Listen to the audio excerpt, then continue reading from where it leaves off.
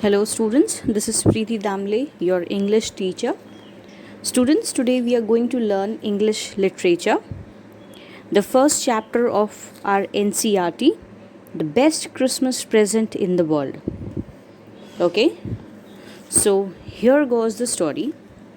The story begins when the author goes to a junk shop and finds a roll top desk.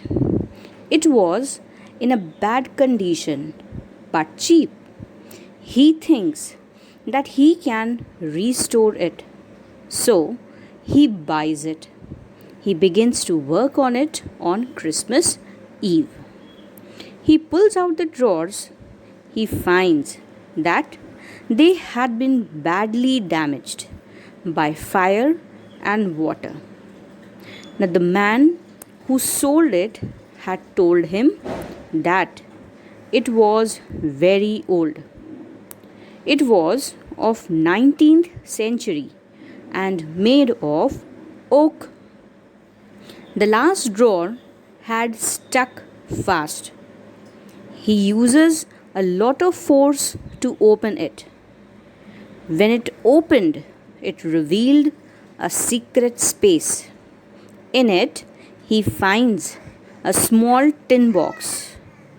On the top of the box, these words were written: Jim's last letter received January 25, 1915, to be buried with me when the time comes. Inside it, there was an envelope with the address Mrs. Jim McPherson, 12 Copper Beaches, Bridport. The date was December 26, 1914. The author reads the letter and understands that the owner of the desk must have put it in. The letter was written by a captain of the English Army.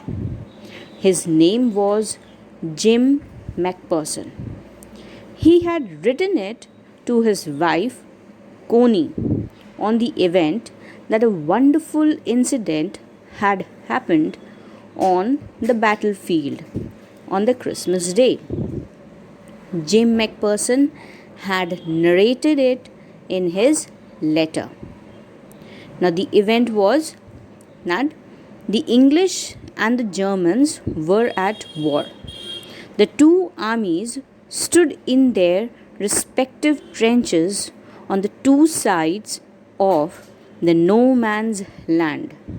Suddenly, McPherson saw someone waving a white flag from the enemy side.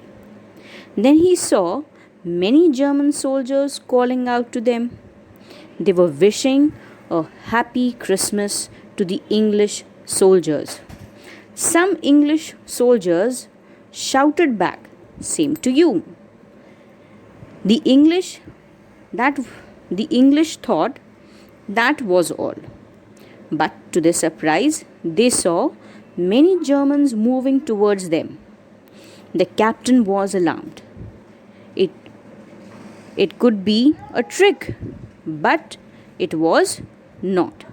They were bringing with them German wine and canned meat. Now, there were no rifles between the soldiers. They were hugging one another. The German officer moved towards McPherson. They shook hands very warmly. Then the German officer said that he was from Dusseldorf and that he played cello in the orchestra. He told his name as Hans Wolff. In return, McPherson also introduced himself. He said that he was a school teacher from Dorset. The rest of the chapter we'll learn in the next video. Okay, students? Thank you.